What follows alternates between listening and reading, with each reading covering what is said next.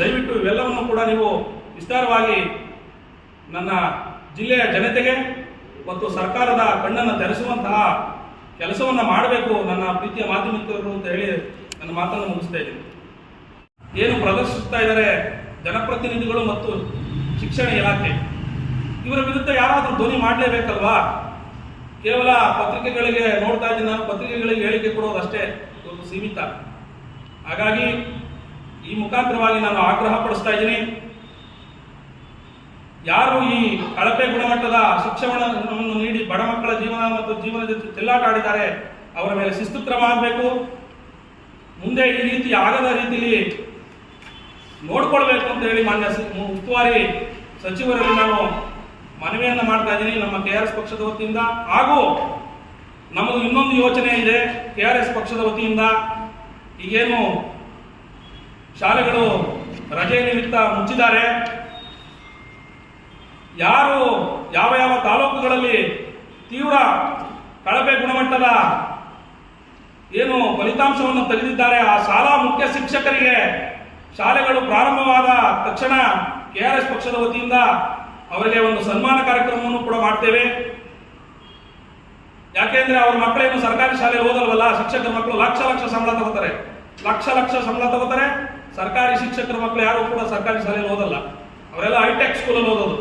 ಯಾವುದೋ boarding lodge, ಯಾವುದೋ residential ಸ್ಕೂಲ್ಗಳು ವಸತಿಗಳೆಲ್ಲ ಇರ್ತದೆ, ಅಲ್ಲಿ ದೂರ ಮೂಡುಬಿದ್ರೆ ಅಂತೆ ಮಂಗಳೂರು ಅಂತೆ ಎಲ್ಲೆಲ್ಲೋ ರೆಸಿಡೆನ್ಸಿಯಲ್ ಸ್ಕೂಲ್ಗಳಲ್ಲಿ ಓದಿಸೋದು ಮಕ್ಕಳನ್ನ.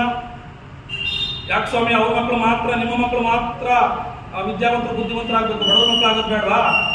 ನಾನು ಇನ್ನೊಂದು ವಿಶೇಷವಾದ ಮನವಿಯನ್ನು ಮಾಡ್ತೇನೆ ಮಾನ್ಯ ಉಸ್ತುವಾರಿ ಶಿಕ್ಷಣ ಸಚಿವರಲ್ಲಿ, ಉನ್ನತ ಶಿಕ್ಷಣ ಸಚಿವರಲ್ಲಿ, ದಯವಿಟ್ಟು ನಿಮ್ಮ ಕೈಲಿ ಸಾಧ್ಯವಾದರೆ ಈ ಅವಧಿಯಲ್ಲಿ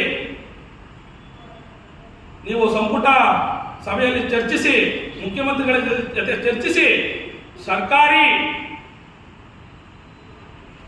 ನೌಕರರು ಯಾರಿದ್ದಾರೆ ಅವರ ಮಕ್ಕಳು ಕಡ್ಡಾಯವಾಗಿ ಸರ್ಕಾರಿ ಶಾಲೆಯಲ್ಲೇ ಓದಬೇಕು ಅಂತ ಅನ್ನೋ ಒಂದು ನಿಯಮವನ್ನ ಜಾರಿಗೆ ತನ್ನಿ. ಮೊದಲು ಈ ಕೆಲಸವನ್ನು ಮಾಡಿದ್ರೆ, ಯಾಕೆಂದ್ರೆ ಅವರ ಮಕ್ಕಳು ಕೂಡ ಆ ಶಾಲೆಯಲ್ಲಿ ಇರ್ತಾರಲ್ಲ, ಅವಾಗ ಬಹಳ ನಿಯತ್ತಿನಿಂದ ಪ್ರಾಮಾಣಿಕತೆಯಿಂದ ಪಾಠವನ್ನು ಮಾಡಿ ಮಕ್ಕಳನ್ನು ಉದ್ಧಾರ ಮಾಡ್ತಾರೆ. ಪರೀಕ್ಷೆಗಳ ಹತ್ರ ಇದೆ, ಯಾಕೆ ನೀವು ಅವ್ರನ್ನ ಕರೆದು ವಿಶೇಷವಾಗಿ ಸಭೆ ಮಾಡಲಿಲ್ಲ? ಪ್ರೌಢಶಾಲಾ ಮುಖ್ಯ ಶಿಕ್ಷಕರನ್ನ ನನ್ನ ಜಿಲ್ಲೆ, ನಾನು ಉಸ್ತುವಾರಿ ಸಚಿವನಿದ್ದೇನೆ. ಏನಾದರೂ ಈ ರೀತಿಯಾದ ಕಳಪೆ ಗುಣಮಟ್ಟದ ರಿಸಲ್ಟ್ ಬಂದಿದ್ದೇ ಆದ್ರೆ ನಾನು ನಿಮ್ಮ ಮೇಲೆ ಕಾನೂನು ಕ್ರಮವನ್ನು ಜರುಗಿಸ್ತೀನಿ ಅಂತ ಹೇಳಲಿಕ್ಕೆ ಆಗಿಲ್ವ ಉಸ್ತುವಾರಿ ಸಚಿವರೇ? ಅದನ್ನು ಬಿಟ್ಟು ನಿಮ್ಮ ರಾಜಕೀಯ ತೆವಲುಗಳಿಗೆ ರಾಜಕೀಯ ಪ್ರತ್ಯಾರೋಪಗಳನ್ನು ಮಾಡಿಕೊಂಡು ಸುಮ್ಮನೆ ಬಡವರ ಮಕ್ಕಳ ಜೀವನ ಮತ್ತು ಜೀವನದ ಜೊತೆ ಚೆಲ್ಲಾಟ ಆಡೋದು.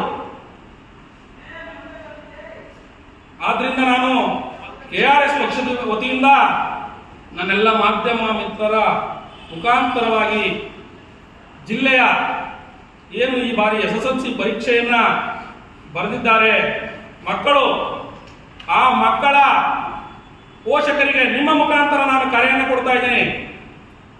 ನಾನು ಈ ಪತ್ರಿಕಾ ಭವನದಲ್ಲಿ ಕೂತ್ಕೊಂಡು ಇವತ್ತು ನಿಮ್ಮ ಮುಖಾಂತರ ನಾನು ಒಂದು ಕರೆಯನ್ನು ಕೊಡ್ತಾ ಇದ್ದೀವಿ. KRS ಪಕ್ಷದ ವತಿಯಿಂದ ಒಂದು ವಿಶೇಷವಾದ ಮನವಿಯನ್ನು ಕರೆ ಕೊಡ್ತಾ ಇದ್ದೀನಿ. ಏನಪ್ಪಾ ಅದು ಅಂತ ಅಂದ್ರೆ, ಮಾನ್ಯ ಉಸ್ತುವಾರಿ ಸಚಿವರು ಸೇರಿದಂತೆ DDPI BEOಗಳನ್ನ ಚಿಕ್ಕಬಳ್ಳಾಪುರ ನಗರದ ಪ್ರಮುಖ ರಾಜಬೀದಿಗಳಲ್ಲಿ ಅದ್ದೂರಿಯಾಗಿ ಅವರನ್ನ ಮೆರವಣಿಗೆ ಮಾಡಿ ಗೌರವಾನ್ವಿತ ನಮ್ಮ ರಾಷ್ಟ್ರಪತಿಗಳನ್ನ ಕರೆಸಿ ಇವರೆಲ್ಲರಿಗೂ ಕೂಡ ನೀವು ಸನ್ಮಾನವನ್ನು ಮಾಡಬೇಕು ಅಂತ ಹೇಳಿ ನನ್ನೆಲ್ಲ ಮಾಧ್ಯಮ ಮಿತ್ರರ ಮುಖಾಂತರವಾಗಿ ನಾನು ವಿಶೇಷವಾಗಿ ಮನವಿ ಮಾಡ್ತಾ ಇದ್ದೀನಿ. ಅವಾಗಾದ್ರೂ ಕೂಡ ಅವರಿಗೆ ಬುದ್ಧಿ ಬರುತ್ತೋ ನೋಡೋಣ. ಹಾಗಾಗಿ ದಯವಿಟ್ಟು ಯಾಕಪ್ಪ ಇವತ್ತು ಈ ವಿಚಾರವನ್ನ KRS ಪಕ್ಷ ಕೈಗೆತ್ತಿಕೊಳ್ತು ಅಂತಂದ್ರೆ, ಇಲ್ಲಿರುವಂತಹ ನಮ್ಮ ತಾಲೂಕಿನಲ್ಲಿ ಇರುವಂತಹ ಶಿಕ್ಷಕರು ಏನೇನ್ ಕೆಲಸ ಮಾಡ್ತಾರೆ ಅಂದ್ರೆ, ಶಿಕ್ಷಣವನ್ನು ಬಿಟ್ಟು ಬೇರೆ ಎಲ್ಲಾ ಕೆಲಸವನ್ನು ಮಾಡ್ತಾರೆ. ಎಲ್ಲಾ ಶಿಕ್ಷಕರು ಮಾಡೋದಿಲ್ಲ.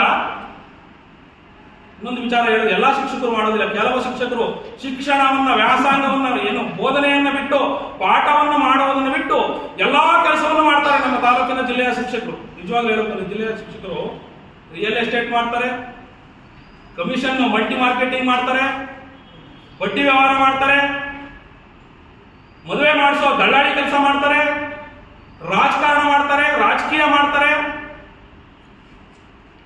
ರಾಜಕೀಯ ಪಕ್ಷದ ಮುಖಂಡರ ಜೊತೆ ಅವ್ರ ಹಿಂದೆ ತಿರುಕೊಂಡು ರಾಜಕೀಯ ಪಕ್ಷಕ್ಕೆ ಪ್ರಚಾರ ಮಾಡ್ತಾರೆ. ಮಕ್ಕಳಿಗೆ ಪಾಠ ಮಾಡಪ್ಪ ಅಂತ ಅಂದ್ರೆ ರಾಜಕೀಯ ವೇದಿಕೆಗಳಲ್ಲಿ ಕೂರ್ತಾರೆ.